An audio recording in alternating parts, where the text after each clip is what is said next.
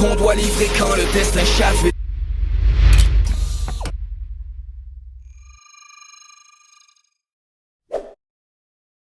Bienvenue dans cette discussion martiale numéro 4, il me semble.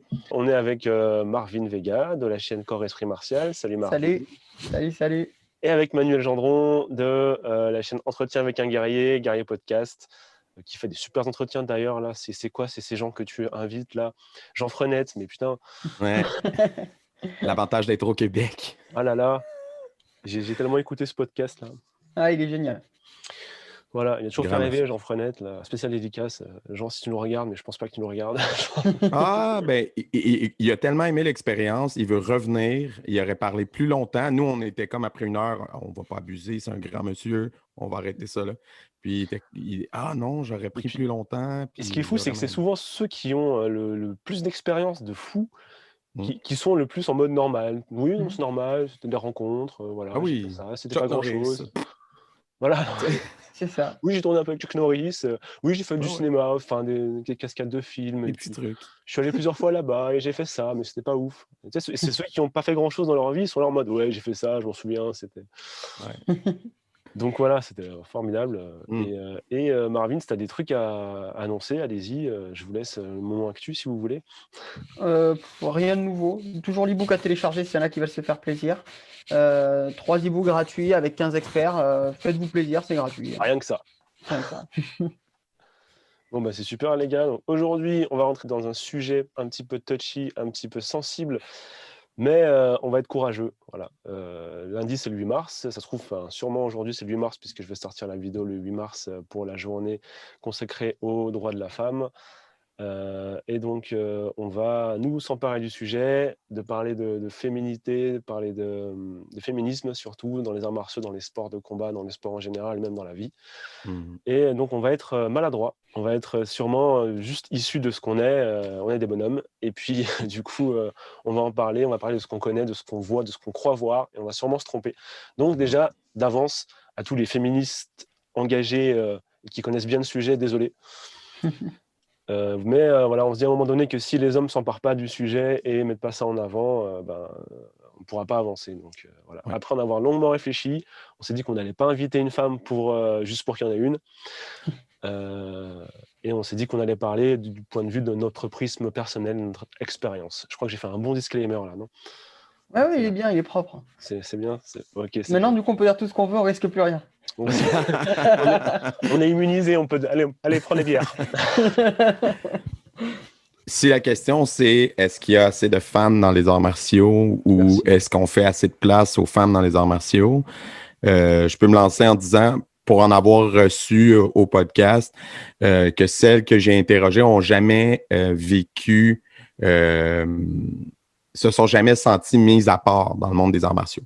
Donc, il n'y a jamais eu de grands cas soit de sexisme ou même d'homophobie dans le cas de certaines.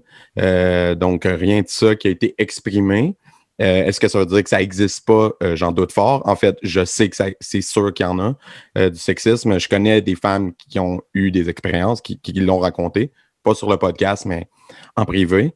C'est malheureux, mais ça, il y en a dans toute la société. Donc, c'est pas un problème propre à notre milieu, c'est un problème sociétal. Et ensuite de ça, si est-ce qu'on en met assez de l'avant, ben vous le savez, là, vous avez des chaînes, c'est pas parce qu'on n'essaye pas. En tout cas, nous, personnellement, au début, on essayait d'alterner presque 1 sur 2, mais puis on s'est rendu compte assez vite que c'était trop difficile. Mais c'est sûr que dès qu'on peut en avoir une, étant donné que c'est difficile d'en avoir une, on le fait. Parce que j'ai calculé, en 1 an et quelques de podcasts, on a 20% de femmes invitées. Puis, tu sais, est-ce qu'on pourrait avoir 50%? C'est la vraie question. T'sais. Arriver à la parité, c'est une chose compliquée. Je vais juste rappeler une petite définition du féminisme. En fait, voilà, on va parler de féminisme dans cette vidéo, juste pour dire que le féminisme, c'est juste le fait de vouloir que les hommes et les femmes aient les mêmes droits. Voilà, simplement c'est ça. Donc il n'y a pas de on est pour, on veut mettre les femmes en avant, etc. Non, on veut juste qu'il y ait une certaine égalité, une certaine mixité. La mixité, c'est pas forcément la parité. Non. Vouloir 50-50 à tout prix, voilà, si on veut pas venir, on veut pas venir, quoi. Il n'y a pas de souci. Il n'y a plus de parité si on force la mixité. Voilà. Il n'y a plus de mixité si on force la parité. C'est plutôt l'inverse. Du coup, la question, elle est comment est-ce qu'on peut arriver à faire que les arts martiaux, qui sont historiquement, et on le voit, hein, je pense qu'il n'y a pas de preuves à fournir de ça, plus ouverts et plus incarnés par les hommes, qui est justement une accessibilité plus grande qui soit faite pour les femmes. Il se trouve qu'effectivement, moi aussi, de tous les témoignages que je peux avoir, il n'y a pas de sexisme, de machisme dans les arts martiaux de la part des femmes qui en témoignent. Mais ce n'est que de la part des femmes qui en témoignent. Moi, j'ai d'autres témoignages. Oui. J'ai, moi, 44% de public féminin dans mon club. Je suis très précis, 44%. Dans mon club, dans mon école, donc ça fait près, on est un peu plus de 100, donc ça fait bien 45-50 femmes présentes dans mon club. Et pour certaines, elles restent aussi, elles viennent aussi parce que j'ai eu des témoignages de violence, en fait, simplement. De trop de violence, trop dur, trop de choses comme ça, et ça leur allait pas. Et après, j'ai aussi d'autres témoignages qui sont à l'inverse aussi. Voilà, on va pas dire. Encore une fois, il s'agit aussi d'éducation et de dire. C'est compliqué parce que il y a des idées préconçues, des idées reçues. Les femmes sont plus faibles, donc elles veulent pas de violence, elles veulent pas qu'on les touche, etc. Mais c'est pas forcément vrai. Donc voilà. Donc je n'en suis. Mais tu vois, il y aurait quand même place à faire une étude statistique intéressante. Je serais curieux d'étudier tous les styles d'arts martiaux et sortir les statistiques de pourcentage de femmes dans chacun. Et là, on pourrait dessiner vraiment un portrait réaliste de vers quel style les femmes s'orientent et pourquoi. Alors, je pense que ce serait risqué pour plusieurs raisons. La première, c'est que je pense que dans les styles qu'on va classifier dans dur, dans violent, là où il y a du contact et des choses comme ça, les personnes ne sont pas formées à enseigner à des femmes, tout simplement. Parce qu'il y a des spécificités aux femmes. Et nous, on a eu, tu le disais, c'est difficile d'avoir des femmes sur un podcast. Nous, on en a eu très peu. C'est pas faute de les solliciter, mais les femmes n'osent pas prendre la parole. Ça, c'est la première chose, parce qu'elles n'ont pas l'habitude qu'on leur donne la parole. Et ça, c'est visible dès l'école. Si vous avez une classe mixte, vous verrez que les filles, c'est beaucoup plus difficile de leur donner la parole. Et la deuxième chose, du coup, c'est qu'en faisant une étude de ce côté-là, en disant qu'est-ce qui plaît aux femmes, en fait, c'est pas faux, c'est pas ça, c'est qu'est-ce qui leur est accessible. Et qu'est-ce qui leur est accessible, ce sont plutôt les disciplines qui sont douces, internes, ou qui favorisent la tradition, comme l'utilisation des armes, etc. Moi, dans mon école, et on a toujours essayé de valoriser les femmes, mais quand on voit des femmes s'exprimer, aujourd'hui, sur le haut niveau, le problème est qu'elles véhiculent les mêmes codes que les hommes. Par exemple, moi, quand j'ai interviewé Maria Guedes par rapport aux règles, je n'avais pas le temps d'avoir mal. Je ne me posais pas de questions. Et c'est des choses, en tant que préparateur physique, je me dis oui, mais à un moment, dans la périodisation, il faut le prendre en compte. Mais non, parce que comme les personnes ne sont pas habituées, il faut, à mon avis, là où il faut vraiment agir, c'est sur la formation d'entrée des enseignants, c'est le premier point, et sensibiliser à la femme. Une fois qu'on est sensibilisé aux spécificités, en fait, on le fait avec les enfants, on le fait avec les personnes âgées, on le fait pas avec les femmes, je comprends pas. C'est-à-dire qu'on considère que la femme est morphologiquement comme un adulte de 30 ans, quoi. Enfin, un homme adulte de 30 ans. Ben non, ça fonctionne pas de la même façon. Et tant qu'on n'aura pas pour moi, ce véhicule, ce pan de la formation, il y aura un vrai problème et un vrai manque sur l'enseignement aux femmes. Après, je ne sais pas ce que vous en pensez. Je ne sais pas si vous, par exemple, quand vous enseignez aux femmes, vous vous posez ce genre de questions. Est-ce que j'enseigne de la même façon à une femme qu'à un homme? Est-ce que vous réfléchissez tout ça? Moi, j'essaie toujours de me dédouaner de ça, ou en tout cas de m'affranchir de ça, en me disant que j'enseigne uniquement à une personne.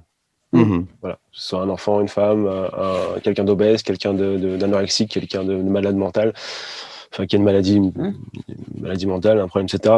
Peu importe, c'est d'abord j'enseigne à une personne, donc j'essaie voilà, et je suis à l'écoute en fait c'est un échange en enseignement bien sûr. Après, je voulais revenir sur une notion qui est importante, c'est l'éducation. Qu'est-ce que c'est que l'éducation? Parce qu'on va peut-être beaucoup parler d'éducation là pendant cette heure. D'ailleurs, je lance maintenant le chronomètre. On va en parler qu'une heure, on va essayer d'être bon. Enfin, une heure à partir de maintenant, ça va faire 1h15. Du coup, l'éducation, pour moi, ce que j'entends par éducation, ce que je vais entendre moi tout le temps, éducation, je voudrais qu'on essaie de se rejoindre sur cette notion-là, c'est de dire tout tout ce qui nous permet de grandir en tant que personne. C'est-à-dire aussi bien ce qu'on nous enseigne nos parents que la société. Quand je parle de la société, de ce qu'on voit, ce qu'on entend, ce qu'on vit et les relations qui existent entre les personnes. C'est-à-dire que très clairement, un enfant, il apprend en copiant, en regardant et en voyant. Voilà. Un enfant, c'est très intelligent. Enfin, un être humain, d'ailleurs, c'est très intelligent. Ça voit tout le non-verbal, le verbal, on s'en rend compte et on reproduit. On reproduit. Donc, n'importe quelle situation qu'on voit, elle est reproduite. Ce qui amène aussi à la question de est-ce qu'on est vraiment responsable de tous ces actes et de toutes ces façons de penser. Voilà. Donc moi, spécifiquement, moi me considère comme un homme qui a été éduqué de manière, dans une société de genre, et machiste. C'est-à-dire que intrinsèquement, la femme il y a inscrit dans ma tête que la femme est inférieure sur les capacités physiques, qu'elle est supérieure dans la maternité, etc. C'est inscrit dans ma tête. Après, le côté féministe de la chose, c'est que je m'en rends compte. J'essaie de m'en rendre compte, en tout cas, j'essaie de désamorcer toutes ces idées présupposées et de ne pas les appliquer dans mon quotidien. Mais j'assume qu'elles font partie de moi, de mon éducation et de la façon dont j'ai été, donc la façon dont j'ai grandi en tant qu'adulte. Voilà. Donc c'est juste pour dire qu'on n'est pas forcément responsable d'être un gros connard. On est responsable de le rester. Voilà. Comme tu le dis, exact. C'est ça, de changer la chose. Je me permets de rebondir. Tu dis la femme n'est pas. Je suis d'accord avec toi pour l'éducation, hein, ça, il n'y a pas de souci. Mais tu dis la femme n'est pas moins forte que l'homme. Non. J'ai pas dit ça. Enfin, n'est pas. J'ai dit dans mon éducation et dans ce que j'ai vécu, enfin dans ce que c'est ce qu'on transmet. C'est pour moi la femme est inférieure physiquement. Et inconsciemment, c'est ce qu'on nous transmet dans la culture populaire, dans le. Ouais. Et concrètement, physiquement, physiologiquement, la femme a moins de capacités musculaires. Et ça, c'est quelque chose. Il faut que. Enfin, moi, c'est quelque chose que je défends. Elle a des capacités musculaires différentes. Pas moins, j'ai mal exprimé, mais elle a des capacités musculaires et c'est pas une même répartition. C'est super. Et pour les arts martiaux, il y a certains points qui sont plus intéressants. Enfin, des fois, il vaut mieux être une femme selon certains points que être un homme. Mais ça, c'est un des risques, justement, c'est considérer la femme comme l'égale de l'homme sur tout. Et ça veut dire qu'elle ne pourrait pas lui être supérieure sur d'autres points. Il y a des points où la femme est supérieure à l'homme. Et il y a des points où l'homme est supérieur à la femme. Quand il va être question de faire du développé couché, l'homme, sauf cas exceptionnel, mais dans la grande majorité, l'homme a plus de puissance. Voilà. Si le maître étalon, c'est le développé couché. Voilà. Voilà. Bien sûr. Si je prends un exemple bien concret qui parle à tout le monde. Mais c'est super. C'est super. Par contre, si on prend la souplesse, la femme a des capacités à gagner en souplesse qui est supérieure à l'homme. Ça ne veut pas dire que l'homme ne pourra pas faire la même souplesse à un moment donné. Et encore une fois, on parle sur un échantillon représentatif large. Certainement qu'il y a des gens qui vont se dire c'est pas vrai, moi je suis une femme et je suis super raide, etc. Mais non, c'est sûr. De manière générale. On généralise. Ouais. Par contre, je me permets de revenir sur ce que tu disais, Franck. Dans la façon d'enseigner, je peux imaginer que dans l'enseignement du sabre, tu peux distinguer. Ne pas faire de distinction plutôt entre tes élèves parce que pas un sport de contact, pas un art martial où les êtres humains vont se toucher directement en tant que tel. Sauf erreur, là, corrige-moi si je me trompe. Il y a des contacts, mais pas physiques. C'est ça. Donc, c'est sûr que moi, en karaté, dans ma façon d'enseigner, que ce soit certaines techniques ou dans mon approche envers l'élève, c'est sûr que je peux pas agir de la même façon avec une femme qu'avec un homme. Exemple très, très simple, OK? Si j'enseigne un coup porté au plexus solaire, OK? Souvent, avec les gars, que ce soit les plus jeunes ou les hommes adultes, s'ils ne comprennent pas trop c'est où, je me permets un petit « c'est là ». Ils font « oh, OK, je pourrais pas me permettre ça avec une fille, là ». Tu comprends? Le simple geste de contact, de dire « regarde, c'est là le plexus ». Fait que je prends la fille, je dis « prends tes doigts ici, là. La partie ici, c'est là ». Là, elle va le faire elle-même. Tu comprends? Ouais. Mais j'irai pas. Là. Ben, c'est sûr. Ou ne serait-ce que de dire, c'est ça, si tu enseignes à des adolescentes, t'essayes de limiter les contacts. Ça vient d'où, du coup, tu penses? Je pense que c'est... On vit dans une société, malheureusement, on l'a dit tantôt, où il y a beaucoup les femmes sont victimes de harcèlement, de violences psychologiques, physiques, sexuelles. Et donc, ça a créé un climat de méfiance, un climat de tension un peu toujours là. Et ben, dans la façon d'enseigner, tu n'as pas le choix de t'adapter parce que tu veux pas qu'un geste soit mal interprété après. Bien sûr. Puis, de toute façon, on vit dans une société où il y a une sexualisation très tôt du corps de la femme qui existe, en fait. C'est une objectisation du corps de la femme. Absolument. Et, tu vois, moi, j'avais cette discussion où je me disais, tu sais, quand il y a eu en France la Coupe du Monde de foot féminin, l'année dernière, il y a 2 ans, je crois, je sais plus. Et ouais, c'était génial, tu te rends compte. Et en fait, on s'est rendu compte qu'il y avait beaucoup d'argent qui avait été investi pour faire cette com-là, pour essayer de mettre le foot féminin au même niveau que le foot masculin, en disant, regardez aussi, on le fait aussi avec les femmes, c'est bien. Et puis moi, je disais à des collègues, parce que moi, je suis pas très foot, donc je disais à des collègues, mais pourquoi est-ce qu'on ferait pas juste du football mixte tout le temps? Pourquoi ce ne sera pas une règle absolue de faire du football mixte, d'avoir au moins 5 personnes, femmes ou hommes, au moins 5, qui est mix, quoi, il y a les deux. Et tout de suite, j'ai eu les retours de oui, mais attends, si à un moment donné, je fais un arrêt comme ça se fait des fois, puis je touche la poitrine, il va y avoir des fautes et des machins, etc. Bah oui, mais à un moment donné, si effectivement le corps de la femme est un objet, et il n'y a pas d'égalité là-dessus, et qu'on est dans cette culture-là où il y a cette objectisation qui est involontaire, ou peut-être volontaire, ou involontaire, mais en tout cas, pour l'instant, elles n'ont pas eu le choix, donc c'est comme ça. Du coup, là, on fait pas de mixité. Du coup, là, on fait pas de parité, on fait pas d'égalité au fait, au final. Après, oui, mais le niveau baisserait, les femmes sont pas assez fortes. Enfin, j'avais vraiment ce genre de réflexion-là. Et je me disais, mais putain, dans quel monde je pense que dans les sports olympiques, les catégories sont séparées pour les raisons que Marvin évoquait. La masse musculaire féminine n'est pas égale. Donc, si tu mets des athlètes de haut niveau masculin contre des athlètes de haut niveau féminin, ben le comparable n'est pas là parce que leur performance maximum possible est juste pas le même pour les raisons simplement biologiques, physiologiques, qu'on peut rien y faire. Puis même, il y a tout un débat, là, on n'entrera pas là-dedans en détail parce que ça serait vraiment trop touché, mais moi, je pense le débat des athlètes transgenres, parce que là, si tu as fait une opération, mais tu étais un homme à la naissance et que tu as développé une masse musculaire d'homme et que là, tu es devenu une femme, là, il y a tout le débat en ce moment de est-ce que tu as le droit de concourir avec les femmes. Puis on va laisser ce débat-là à ceux qui doivent le faire. Là. Mais désolé, on s'attaque à un truc un peu chaud, donc. Mais donc, d'où mon point fois. De dire. Ouais, exact. Mais mon point, c'est de dire, tu sais, que la question se pose actuellement pour exactement les raisons que Marvin évoquait, qu'il y a des raisons physiologiques, biologiques qui font distinguer les deux. Après, si on les laisse bouffer de la viande, etc., et peut-être que dans 200 ans, ça va changer. Non, c'est pour le bébé qu'elles ont besoin de faire ces réserves, apparemment. Alors, je suis pas expert en physio, hein.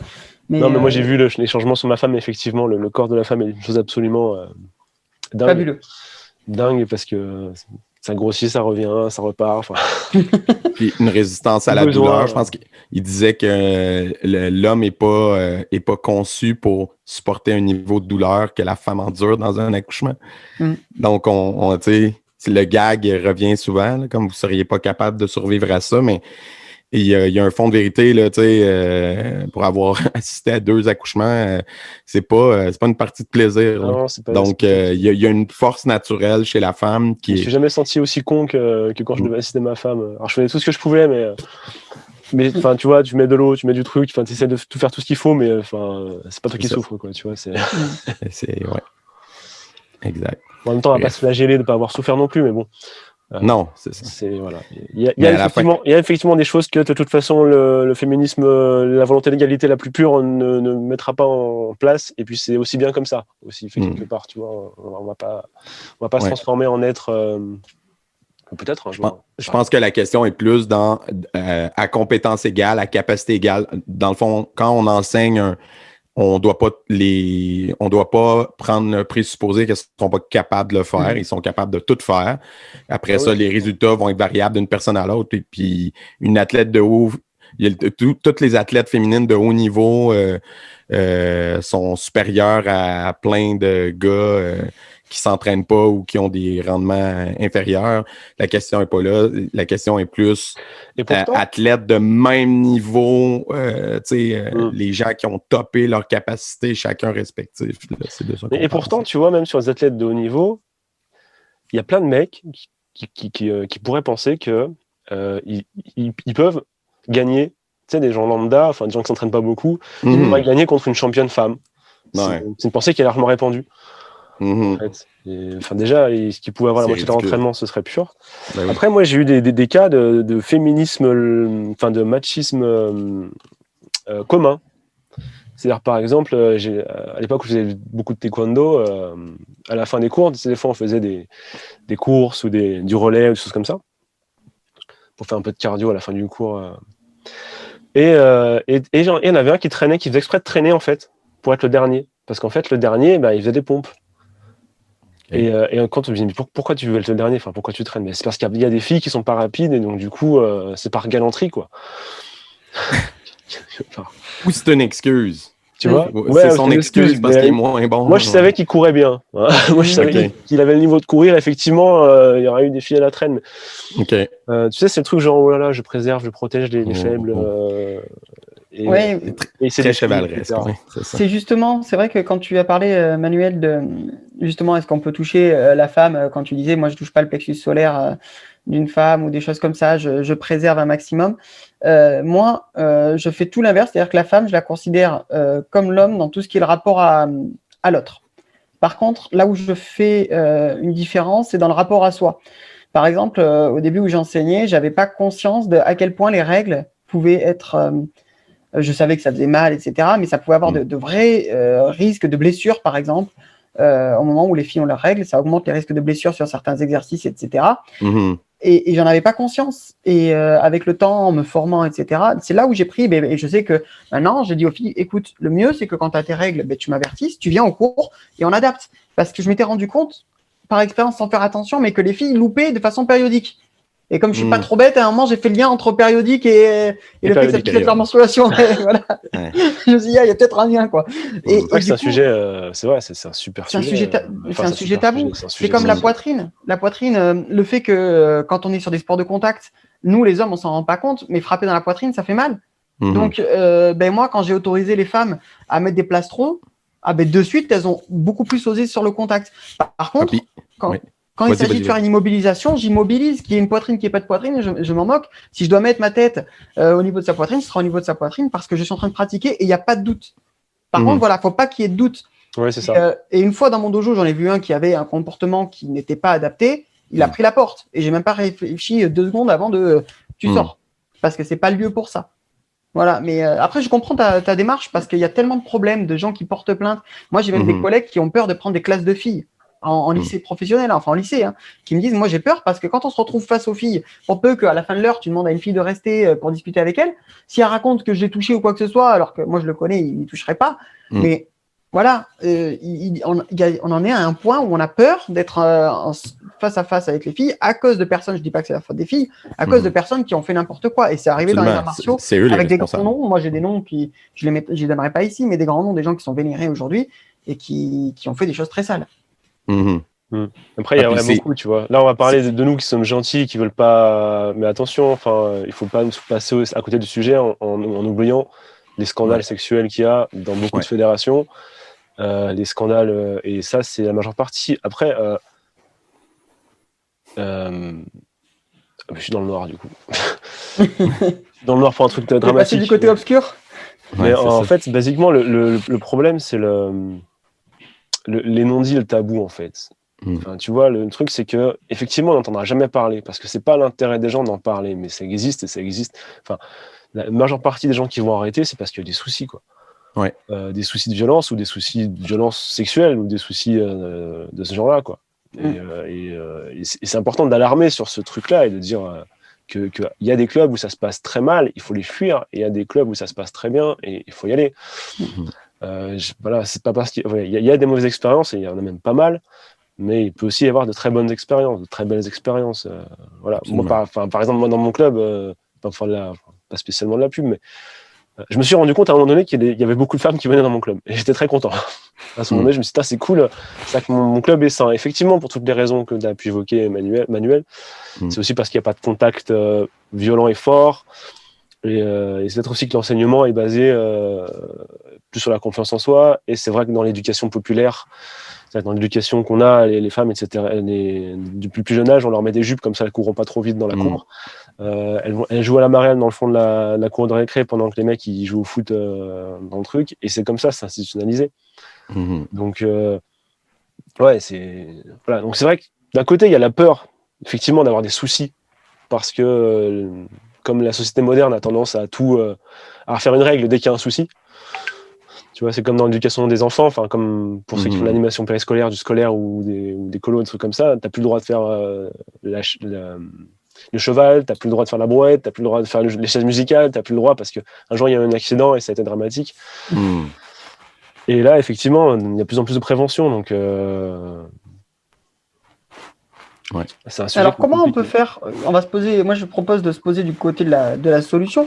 Comment nous, on peut faire pour attirer justement les filles et leur montrer qu'elles sont le bienvenu, par exemple? Comment vous faites, vous, pour quand il y a un forum des associations, quand il y a démonstration, quand il y a essai, pour montrer, alors je dis jeunes filles, mais ça peut être des femmes. Hein. C'est vrai que je pensais à ça parce que tu parlais j'ai perdu de centres aérés, des choses comme ça, d'activités périscolaires. Donc c'est pour ça, mais ça peut être pareil pour les femmes. Comment vous faites, vous, pour attirer les femmes, pour montrer qu'elles sont le bienvenu, qu'il n'y aura pas de problème? Parce qu'il faut que ce soit fait de façon implicite. Il ne faut pas que ce soit fait de façon... si vous marquez, en gros, venez les filles, vous risquez rien avec nous, elles vont passer et puis elles vont aller se mettre à la danse parce qu'elles vont vous dire, mais c'est quoi ce mec? Donc, globalement, c'est ça. Malheureusement, les filles, elles vont dans les activités plutôt artistiques. Comment vous faites, vous, pour les attirer en forme des associations, des choses comme ça? Ben, tu vois, moi, déjà, je pense que tout le volet, ce qui attire beaucoup à la base les filles, c'est souvent, de ce qu'elles me disent, c'est le volet autodéfense, c'est sûr. Le côté protection de soi, puis de gagner une confiance en soi pour être capable de faire face à des situations, ça attire beaucoup. Mais moi, personnellement, depuis que j'ai ouvert mon école, puis peut-être que ça vient d'un présupposé, comme tu disais tantôt, Franck, mais j'ai été agréablement surpris de constater à quel point souvent mes meilleures combattantes, là, on parle du volet combat, ben, les meilleures combattants, c'était des combattantes, dans le fond. Celles qui aimaient le plus ça, puis qui en mangeaient beaucoup, là, puis qui adoraient ça. Là, je parle dans les enfants surtout. C'est des filles.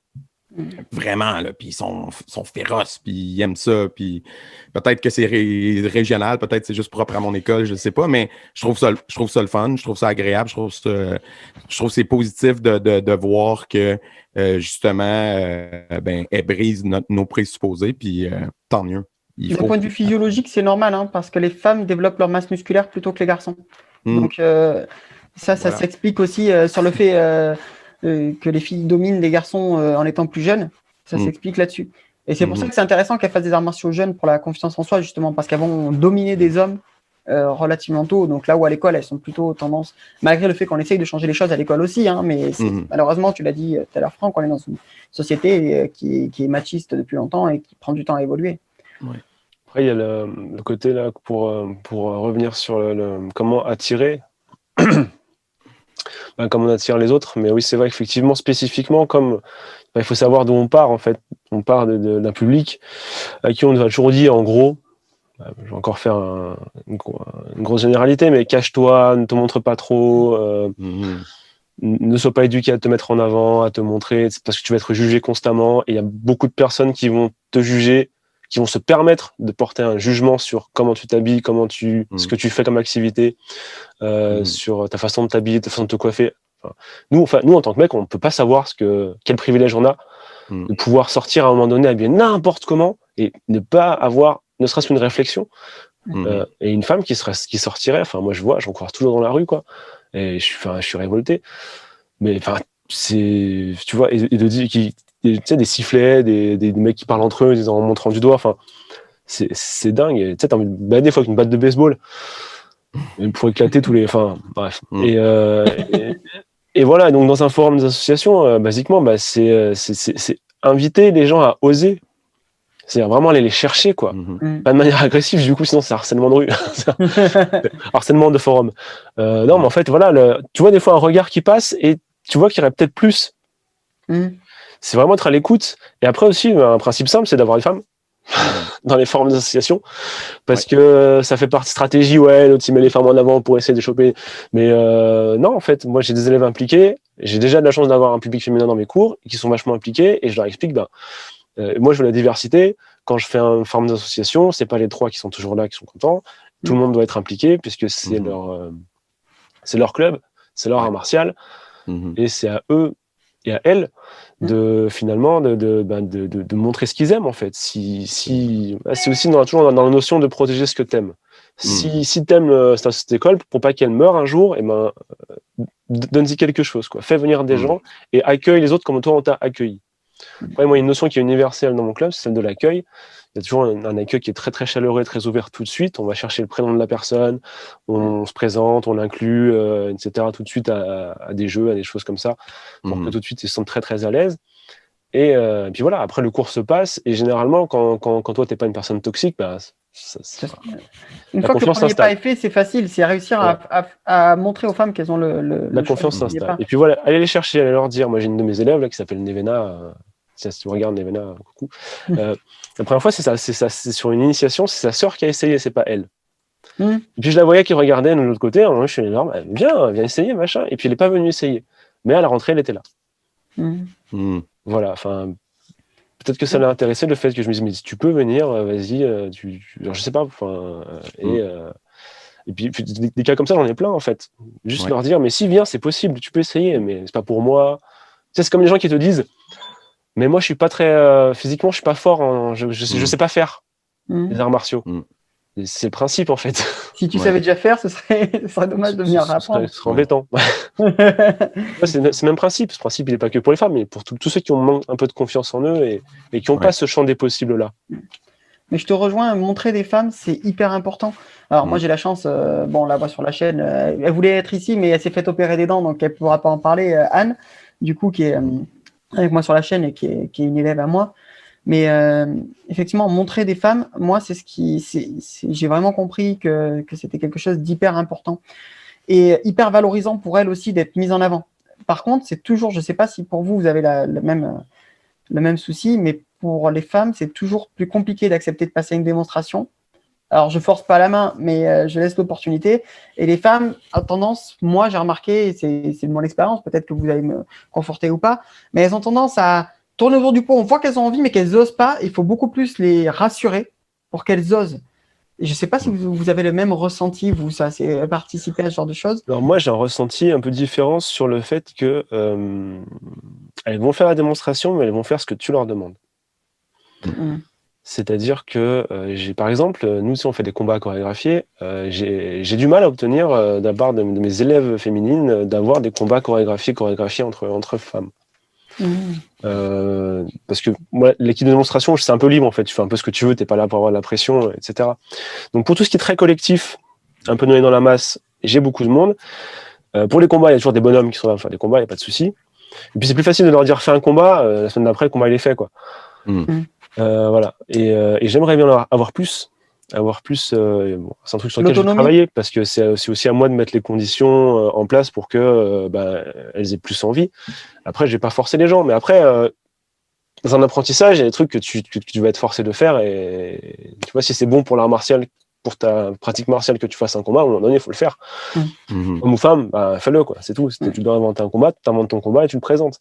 Parce que c'est aussi, à un moment donné, c'est comme à un moment donné, il faut aussi se mettre en compétition et aller, quand on fait du karaté, du taekwondo, du jiu-jitsu, aller à la fight à un moment donné avec des protections.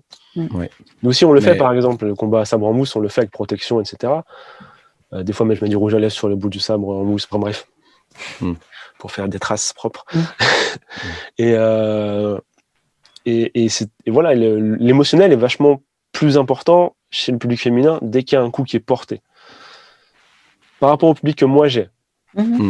Après, je peux comprendre qu'il y ait parfois enfin, je peux comprendre. C'est évident qu'il y ait parfois des femmes qui sont très punchy, qui vont, etc. Oui, bien sûr. C'est la différence qu'il y a chez tout le monde, dans tous les genres. Ouais. C'est pas un souci. Mais je parle de manière, encore une fois, générale, Mm. par rapport à l'expérience que j'en ai et du public que j'ai vu défiler chez moi. Ouais. Ben, moi, si je regarde dans nos tournois, je pense pas qu'on a un problème au niveau représentativité féminine. Je pense que les jeunes filles et les jeunes femmes sont là en compétition et puis participent, tout ça. Est-ce qu'on a la parité? Je sais pas, j'ai pas de statistiques. Mais je pense qu'au niveau d'être présente puis d'être performante, il n'y a aucun problème. Puis tant mieux. Puis il faut continuer de les encourager. Par contre, moi, la porte d'entrée pour avoir des femmes adultes, parce que des jeunes filles, ça va, il n'y a pas de problème. Mais des femmes adultes, ben, c'est souvent des mères, là. C'est des mamans d'élèves qui regardent. Oh, ça m'intéresse, j'aimerais ça essayer, mais je ne suis pas certaine. Moi, le combat, ça me fait un peu peur. Mais je dis, bon, viens, essaye, commence le cours, puis tout ça. Puis après, ben le combat, on te demande pas d'en faire en compétition. Puis évidemment que au début, tu vas combattre des collègues de ton gabarit. Puis après ça, ben tranquillement, pas vite. Hein? Puis si tu te retrouves face à un collègue un peu plus gros ou plus expérimenté ou peu importe, que ce soit fille ou garçon, de toute façon, c'est la responsabilité de l'élève plus expérimenté de se contrôler puis de te permettre d'apprendre et de pas. Il n'est pas là pour t'humilier, il est là pour t'aider à t'améliorer. Fait qu'au final, on fait de la place à tout le monde. Je pense que c'est ça le secret. Après, moi, pour les mamans, souvent, on le sait, il y a beaucoup plus de pression psychologique et sociale sur une maman qui va laisser ses enfants le soir pour aller faire du sport que sur le papa. Le papa, il part faire son sport, dans notre pareil, inconscient collectif, c'est normal. Maman qui laisse ses enfants, c'est pas très bien. C'est une règle de merde, mais c'est une règle implicite qu'on a dans notre inconscient collectif. Après, solution, faut venir avec le fils, enfin avec l'enfant. Voilà, mais et encore, peut-être que ces mamans-là, elles ont aussi le droit d'avoir leur moment à elles, leur sport, partager avec leur fils, etc. Moi, c'est un message plutôt aux professeurs d'arts martiaux. Vous allez voir à un moment donné des mamans qui vont se barrer de vos cours parce qu'elles n'ont plus le temps et qui vont peut-être revenir après ou qui n'oseront plus revenir. L'important, c'est d'avoir ce message-là, de leur dire que tu peux revenir quand tu veux. Tu vois, moi, j'ai des mamans, des fois, qui pendant 3-4 cours, elles sont pas là.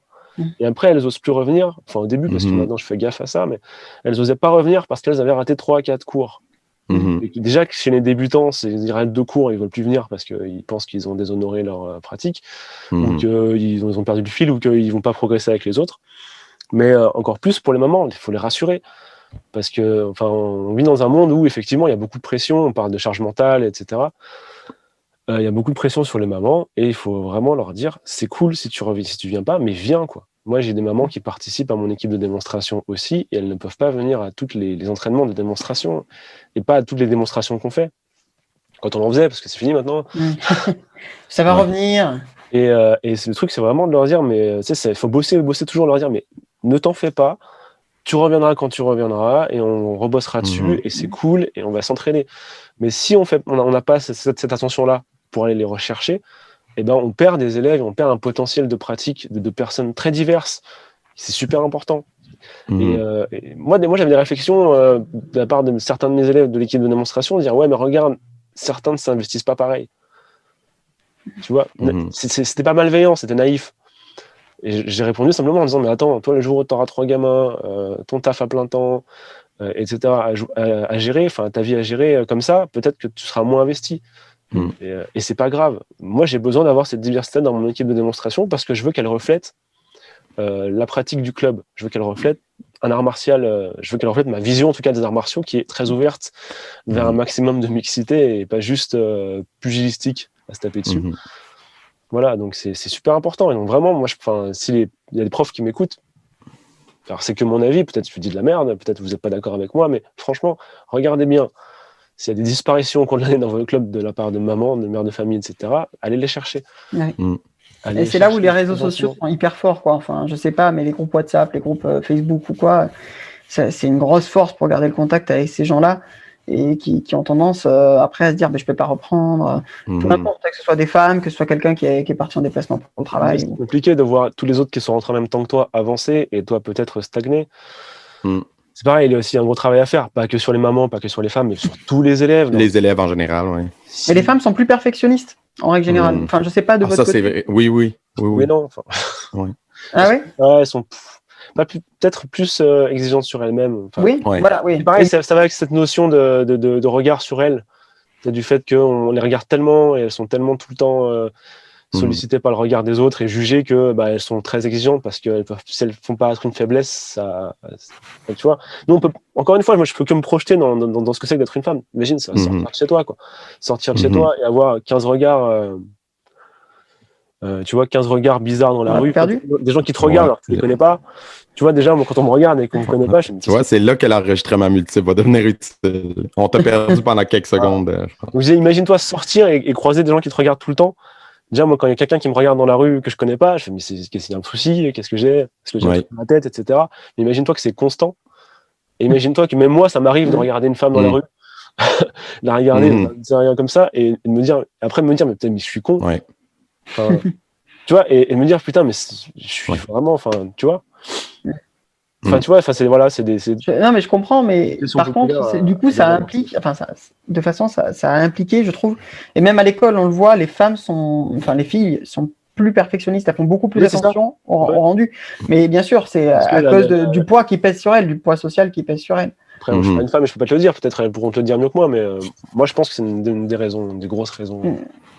Par contre, une fois qu'elles sont engagées dans le long terme, enfin, ça fait un certain moment, je trouve que les femmes ont plus de tendance à ne pas baisser les bras et à rester motivées sur du vraiment long terme, du très long terme. Alors c'est vrai que moi je constate ça, ouais. Après c'est peut-être l'essentialisme, comme on m'a déjà dit une fois, mais je constate ça que effectivement, tu vois par exemple quand je dis voilà j'ai 44% de présence féminine dans mon club, mais je sais que ces 44% là sont présents, mais une assiduité de malade quoi, c'est-à-dire une assiduité de fou. Et parfois dans les cours on est plus de femmes que d'hommes, pourtant elles sont censées être un petit peu moins dans l'effectif total. Et tu vois, il y a vraiment un engagement. Après, voilà, c'est pareil, tu vois, pression sociale. Donc, quand tu trouves un lieu qui est sécurisé où tu peux t'épanouir, tu y restes un petit peu. Quoi. Mais je pense qu'il y a un autre message aussi important à passer, puis ça a été discuté beaucoup aussi dans les dernières années avec toute la vague des MeToo, puis dénonces et ces choses-là. C'est de dire aussi qu'en tant qu'homme, en tant qu'enseignant, c'est notre responsabilité. Et en tant que pratiquant aussi, si tu es un élève masculin et tu vois de la part d'un autre élève masculin un comportement inacceptable, ben c'est ta responsabilité de le dénoncer puis d'aller voir cette personne-là et de dire non, ce comportement-là, ça passe pas. Je pense que le ménage, entre guillemets, va se faire si on arrête de se taire parce que, exemple, tel gars plus avancé que moi a passé un commentaire complètement dégueulasse. Mais j'accepte parce que t'es plus avancé, je ne peux pas me permettre de le remettre à sa place. Pour s'intégrer. Ça c'est non. T'sais. Moi, j'avais un de mes élèves, alors j'espère qu'il va pas m'en vouloir que je dise cette anecdote, mais il avait tendance à vouloir faire la bise aux filles, et puis quand c'était un peu avancé, hop, il les prenait et il faisait un câlin, genre comment tu vas, ça me fait plaisir de te revoir, etc. Il n'est pas méchant du tout, tu vois, il est très affectueux, mais je l'ai chopé, je lui ai dit ça suffit. Voilà, je lui ai dit gentiment, non, 2-3 fois, je lui ai redit, tu vois, que ça faire attention. Et l'élève en question aussi avait dit non, mais c'est pas grave. Ouais, mais en fait, t'as pas trop eu le choix, quoi. Donc, tu vois, si t'avais le choix de dire c'est grave ou pas, quoi. Qu'il le fasse, c'est pas dérangeant. Le problème, c'est qu'il y a une question de consentement qui est basiquement basique. Et de dire, même le principe de faire la bise aux filles et pas aux mecs. Enfin, tu sais, entre mecs, on va se serrer la main, entre filles, filles et mecs, on va se faire la bise. C'est quelque part, je veux pas aller trop loin, qu'on m'éclate dans les commentaires, mais c'est déjà une soumission quelque part. C'est aussi autre chose, c'est différent. Vous êtes différentes, on fait différent. Ah non, moi je serre la main aux femmes au début. Globalement, je serre la main. Moi, j'en demande. Et après, et petit à petit, mais même par contre, ça me dérange pas de faire la bise à un mec aussi, pareil. Oui. Mais en règle générale, je serre la main de base parce que j'aime pas faire la bise à des gens que je connais pas déjà. Moi, de base, je dis bonjour en fait. Je vais pas de contact physique. Oui, déjà, voilà le premier truc. Après, une fois qu'on se connaît, voilà, ça s'arrange de soi-même. Mais... Mais voilà. Ça, par exemple, à mon lycée, quand je débarquais, c'est des choses qui posent problème aussi en tant qu'homme. Quand on pose des limites, les femmes peuvent se sentir rejetées ou aussi parce Ouais, qu'on mais pose certaines limites voilà. et du coup, c'est mal compris. Mais voilà, moi, je sais qu'au début, quand j'ai serré la main, je crois qu'on a reperdu Franck. Quand je serrais la main à certaines collègues, elles m'ont regardé, Ouais. pourquoi tu fais ça? Mhm. Parce que je fais pas la bise à lui ou à lui, quoi. Je fais, enfin, Ouais. et après, petit à petit, il y a des collègues auxquels je fais la bise. Mais... Je suis T'as des problèmes de connexion, Franck? Je suis revenu. Bah, en fait, j'ai pas de problème de connexion. Je suis là avec la fibre, mais à chaque fois que je fais une discussion martiale, dès que ça dure un peu plus de 3/4 d'heure, ça bug un peu. Ouais. Je crois que c'est la bande Ça passante. commence à. On sait rien. Ouais. Et ouais, après voilà aussi, c'est de toute manière, dès qu'on veut un peu changer les mœurs, on va se heurter à une résistance parce que tout peut être mal interprété. Il y a tellement d'années d'inégalité en fait que c'est compliqué de rétablir ça correctement. Et après, il y a aussi le fait que autant nous on est éduqués à être des machos, autant les femmes sont instinctivement éduquées à être des petites souris. Tu vois, donc ou alors éduquées à être maltraitées. Et c'est ça qu'il faut briser, cherche toujours le truc. pattern. Ouais. Non, mais c'est ça. Tu vois, moi j'ai aussi des filles qui viennent au club des fois et puis qui tu sens qu'elles ont été éduquées ou que ça peut-être leur tempérament, mais il y a beaucoup d'éducation un peu comme on dit fifi quoi, et ça leur va. Tu vois, ça leur va. Très bien, d'accord. Tu vois, ils n'ont pas réfléchi si elles voulaient ou si elles ne voulaient pas, mais ça leur va. Bah, très bien, ça leur va. Voilà. Quoi dire d'autre? Mais et d'ailleurs, en parlant de ces filles qui viennent alors avec un comportement très girly, les ongles très longs, les choses comme ça, je sais pas si vous avez déjà eu. C'est marrant parce que moi j'ai eu deux, trois fois des filles qui venaient avec, vous savez, les French manicure, enfin les gros ongles là.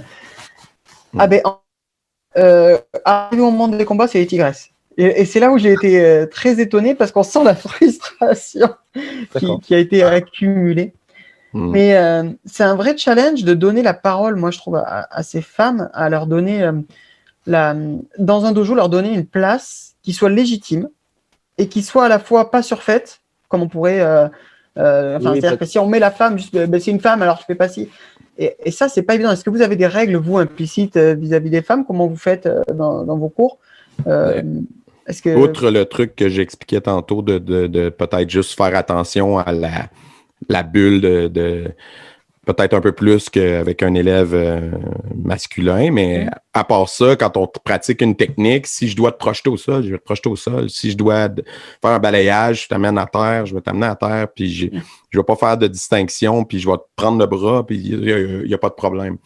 Après, est-ce que c'est bien ou pas de faire attention à certaines parties du corps, puis que ultimement, comme tu disais, Franck, ça devrait pas exister si la femme n'était pas objectifiée, ben peut-être, mais en attendant que les mœurs changent, puis que la société soit moins parano, puis plus ouverte, puis plus progressiste à ce niveau-là, ben je pense qu'on fait quand même bien de faire attention, juste pour éviter, nous, en tant qu'enseignants, de se retrouver dans des situations problématiques. T'sais. C'était quoi la question? Marvin. Voilà. On a perdu Marvin? Ah non. J'ai l'impression qu'il a ressauté. Ah, c'est moi qui ressaute à chaque fois. La bande passante nous envoie le message de trouver une conclusion. Voilà. Il y en a plein des conclusions possibles. Moi, je dis la conclusion, c'est que la bande passante veut qu'on partage ça bientôt. Ouais, donc du coup, qu'est-ce que je voulais dire? Ouais, non, après... C'était quoi ta question à la base? Marvin.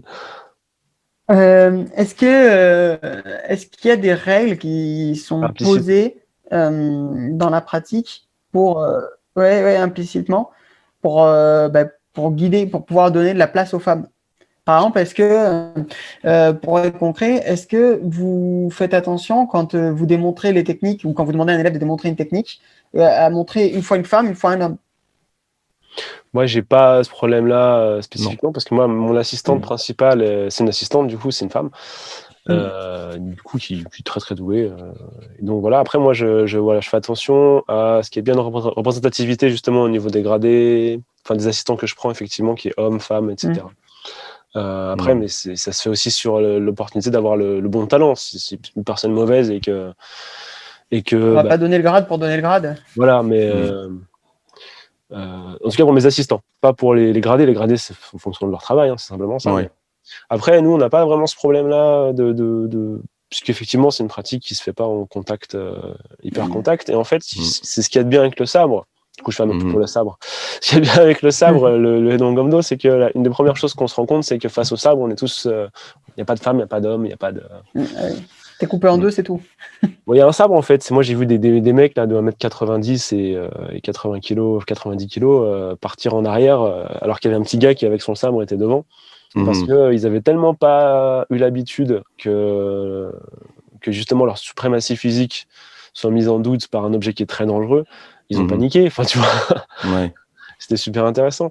Donc voilà, nous, on a vraiment une pratique qui nous permet justement de s'affranchir un peu de tout ça. Mais bon, mais ça reste quand même quelque chose c'est une ambiance à maintenir. C'est-à-dire, par contre, tu vois, il y a sur tout ce qui est off du club, enfin, sur tout ce qui est off, tout ce qui n'est pas de la pratique, il faut faire très attention justement d'avoir cette parole qui soit non discriminatoire pour personne. Mais là, comme aujourd'hui, le sujet, c'est le féminisme, qui soit encore moins discriminatif pour les femmes. Et autant discrimination négative que positive. Tu vois, c'est-à-dire, on va pas mettre en avant les femmes parce qu'il faut mettre en avant les femmes. Mais par contre, il faut quand même les mettre en avant. Oui, il faut pas le faire parce que c'est les femmes. Je comprends. Mais par contre, il faut quand même avoir... Enfin, moi, en tout cas, j'ai quand même un discours militant de dire qu'il faut quand même les mettre en avant. Parce que c'est important, puisque, encore une fois, on n'est pas dans une société égalitaire. Ça, ce serait... Enfin, moi, celui qui dirait ça, enfin, je l'écouterais même plus après cette phrase, en fait. Parce que, pour moi, il aurait perdu toute crédibilité. On n'est pas dans une société égalitaire. On a tous le potentiel d'avoir les mêmes droits, parce que c'est marqué dans la loi, mais si c'était vrai... Dans les faits, c'est pas ça qui se passe. Voilà. Donc, il faut quand même mettre en avant les femmes et reparler de ce problème. C'est pour ça, d'ailleurs, que j'ai lancé ce sujet-là aujourd'hui. Mais il faut vraiment s'emparer du sujet, quoi. Ne pas avoir peur d'en parler, parce qu'il n'y a que comme ça que, même si on fait des erreurs en parlant, en les corrigeant et en échangeant, on peut arriver à un meilleur résultat. Et j'ai sauté ? Absolument. Non, j'ai pas sauté. Tout à fait, ouais.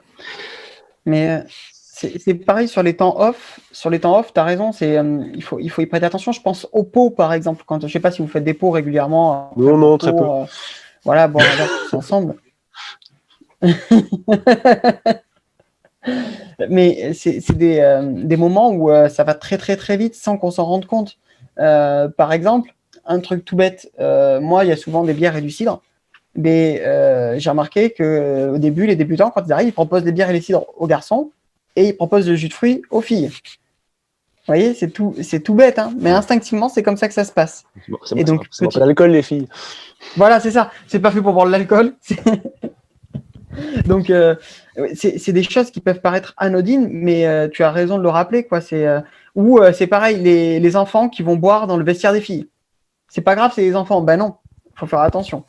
Ça, c'était dans un autre dojo où j'étais, où les petits, le vestiaire des filles était plus près que le vestiaire des garçons, donc ils rentraient. Et ils ne s'occupaient pas de s'il y avait une fille dedans aussi. Voilà, donc c'est des enfants, on va dire c'est anodin, mais le problème c'est qu'en laissant déraper petit à petit les choses, les filles laissent faire, bah oui, c'est des enfants, et puis à un moment, c'est la porte ouverte à tout. Non, c'est ça. Ouais. C'est vrai que c'est pas il y a aussi, tiens, remessage pour les profs. Faire attention au harcèlement à l'intérieur de votre structure. Voilà, moi, ça m'est déjà arrivé de devoir recadrer quelqu'un qui était un peu trop insistant avec une fille. On serait beaucoup tenté, et c'est un peu la doctrine qui existe, c'est de dire, c'est pas mes affaires. Non, mais non. Tu vois, ça va le devenir si le truc devient public. Juste... Non, et puis quand ça rentre dans le dojo, c'est tes affaires. C'est tes affaires. Ça. Voilà. C'est tes affaires, et ça serait pas en privé, machin. Donc, du coup, il faut avoir ce discours à la fois public envers tes élèves, au global, que si à un moment donné, il y a un souci, il faut venir te voir, quoi.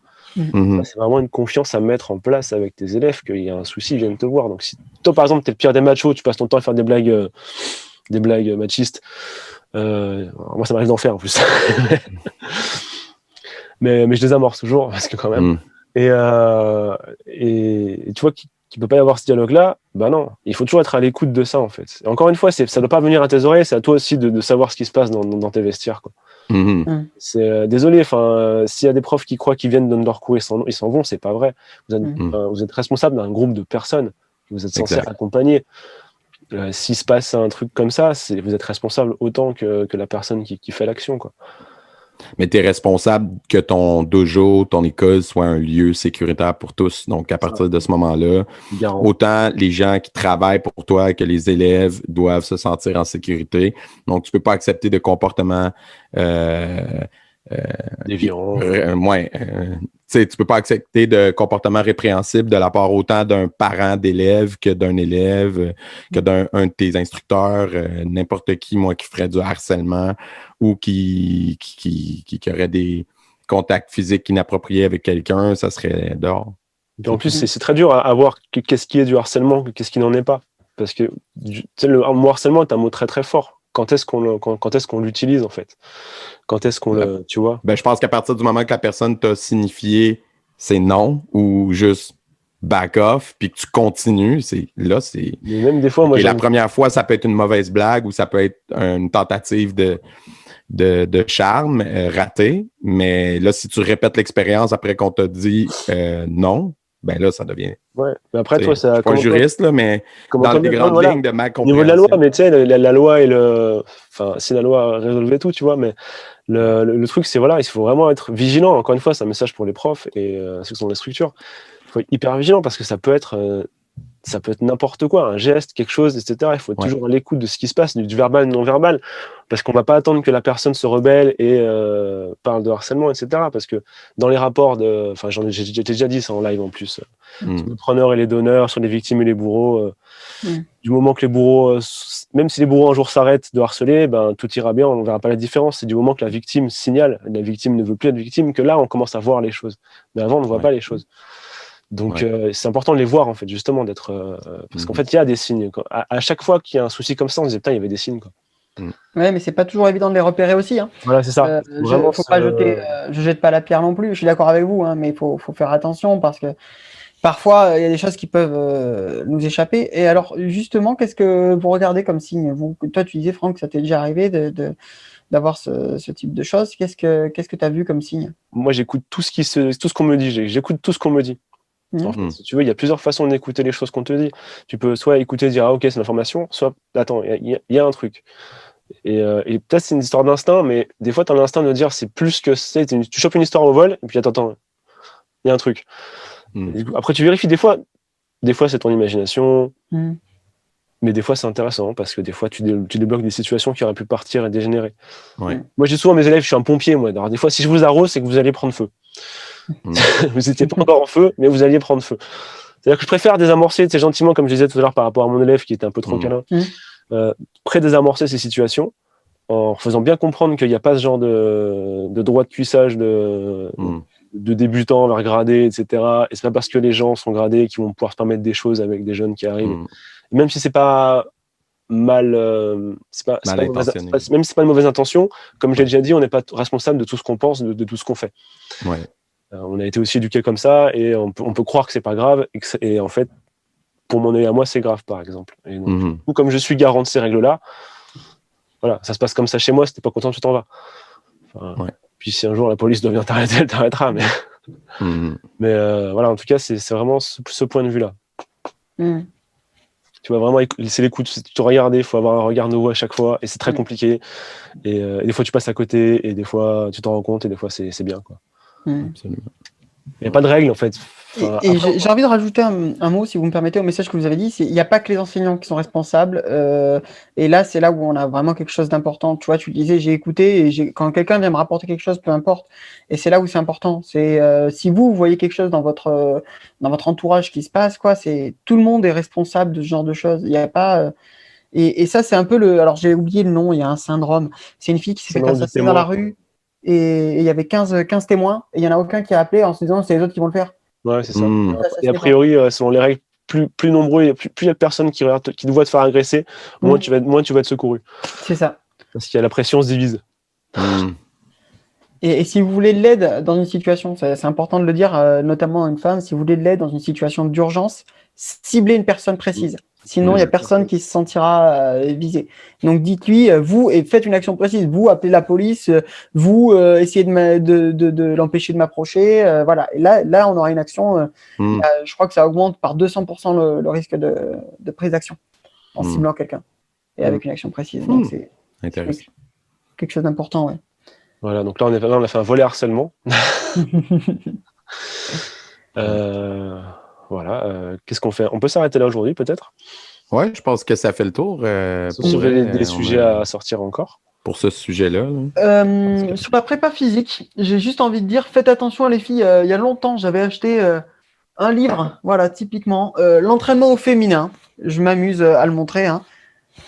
Ça a rien à voir avec l'entraînement pour les femmes sur la périodisation. Alors, je montre celui-là. Hein, le livre en soi est bien. Mais les filles, vous avez le droit de faire autre chose que du cardio renfo de base. Si vous voulez faire de la force, vous avez le droit. L'entraînement féminin, ça ne veut pas dire vous ne pouvez pas faire de force. Donc voilà, si vous posez des questions sur l'entraînement pour les femmes, prenez des livres vraiment plus spécialisés sur la physio pour avoir des choses si vous posez des questions par rapport à la différence. Mais évitez les livres, tout ce qui est stretching, entraînement au féminin trop généralisé, sauf si c'est ce que vraiment vous recherchez, du cardio renfo de base, des choses comme ça. Mais faut faire attention à tout ce qui est spécial féminin dans le sport, parce que de suite, c'est un moyen de faire en fait des choses qui sont plutôt axées vers ce qu'on considère que les femmes doivent faire. Et c'est pas du tout quelque chose qui est fait pour les femmes. Et là, il y a vraiment une différence entre l'un et l'autre.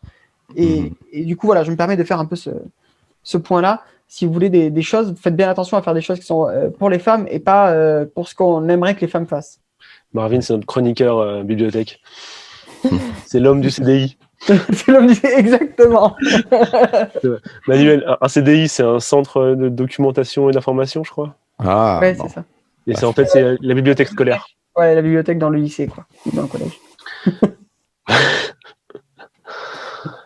Moi, tu vois, j'aurais envie de dire pour terminer aux garçons, parce que je pense qu'aujourd'hui, on était entre gars et le message s'adresse beaucoup à nos collègues masculins de dire fais l'effort d'essayer de comprendre ce que les filles vivent.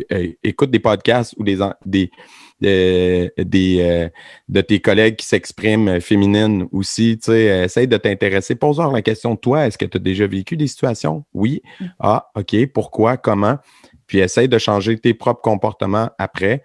Puis surtout, si tu es témoin de trucs inacceptables, ben laisse pas passer sous prétexte que c'est un gradé ou sous prétexte que c'est juste une blague. Non. Si toi, tu as ressenti le malaise, ben c'est pratiquement sûr que la fille n'était pas à l'aise non plus.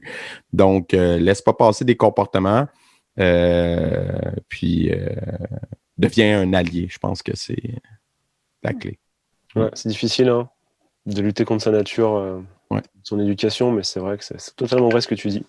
J'ai un défi à vous lancer. L'année prochaine, on se fait un cours en robe pour la journée de la femme. Je sais pas si ça sert vraiment la cause. Non, c'est pas là. Par contre, je vous proposerai une miniature juste après. Donc, merci encore à tous pour cette discussion martiale qui était un peu particulière. J'espère qu'on n'est pas passé à côté du sujet. J'espère qu'on a pu faire avancer quelques points importants. Et voilà, donc si vous êtes une femme, vous êtes dans un club d'arts martiaux et vous ne voyez absolument pas pourquoi il y aurait un souci et que ce qu'on dit c'est jamais connu, etc., c'est super. Vous êtes dans un club super. Donc du coup, ce qu'on a dit ne sert à rien et restez-y bien. Il n'y a pas de problème. Voilà, nous on essayait de faire quelque chose d'un petit peu généraliste de notre point de vue de garçon. Et voilà. Donc je vous remercie beaucoup à tous. On va se souhaiter un bon 8 mars, une bonne journée de la... Et abonnez-vous à sa chaîne, il fait de bonnes vidéos. Ouais. Je suis à 700 abonnés, c'est fou. Laissez des commentaires. Laissez des commentaires. Ouais. Soyez bienvenus dans les commentaires. Abonnez-vous parce que ça m'aide, moi, à être un peu moins feignant et en faire plus. Oui. Merci vraiment énormément à Manuel et à Marvin. Merci à toi. Pour être présent, c'est super cool de vous avoir. On remercie pas Julien qui s'est désisté. Oui. Traître. On lui envoie des tomates, c'est ça, Marvin? Ouais, c'est ça. Allez mettre des tomates sous ces vidéos, ça lui apprendra. Et à très bientôt et merci à tous. Salut. Salut. Bye bye.